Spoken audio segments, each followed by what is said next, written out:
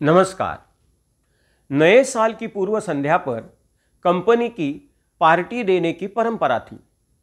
आज पार्टी के खातिर पूरे हॉल में सारे कर्मचारी इकट्ठा हुए थे। उस कंपनी की एक लॉटरी निकालते समय कुछ नियम बनाए गए थे और वो नियम इस प्रकार थे कि हर कर्मचारी ने 500 रुपये देकर फंड तैयार करना होता था।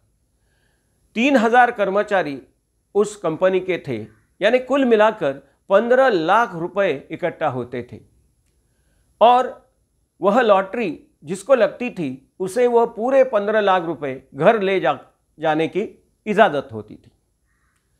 आज पूरे हॉल में अच्छा माहौल था, लेकिन एक नौजवान बहुत चिंतित दिखाई पड़ रहा था।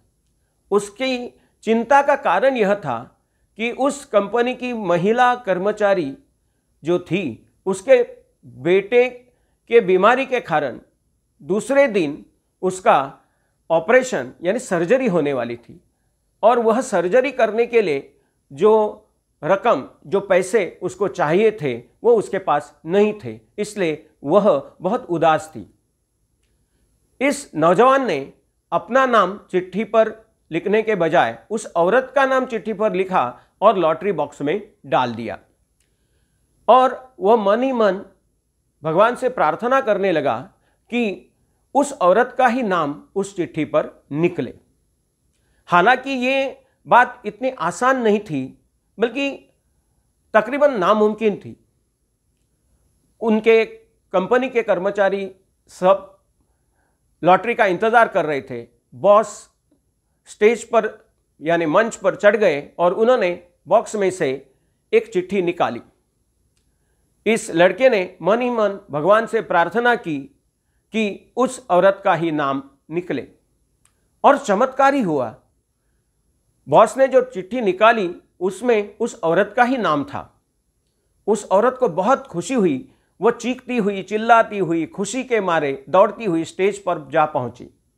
उसने भगवान का शुक्रिया अदा किया और वह 3 लाख नहीं बल्कि 15 लाख रुपए लेकर वह बहुत खुश हुई।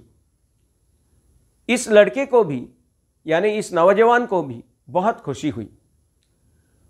वह कुछ देर बाद उस लॉटरी बॉक्स के पास गया और उसने कुतूहलवश, उत्सुकता से, क्यूरियोसिटीवश उसमें से एक चिट्ठी निकालकर खोलकर देखी। उस चिट्ठी पर भी उस औरत का ही नाम था। उसने और कुछ चिट्ठियां निकाली और उसने देखा कि उस पर भी लिखावट अलग थी, लेकिन उस औरत का ही नाम था। उसकी आंखें डबडबा आई और वह चमत्कार जो हुआ था, उसके पीछे कारण क्या था, वह उसे समझ चुका था, वह उसे पता चला था। तो वह समझ गया कि चमत्कार आसमान से टपक नहीं पड़ते, बल्कि हमें वो निर्माण करने पड़ते हैं। धन्यवाद।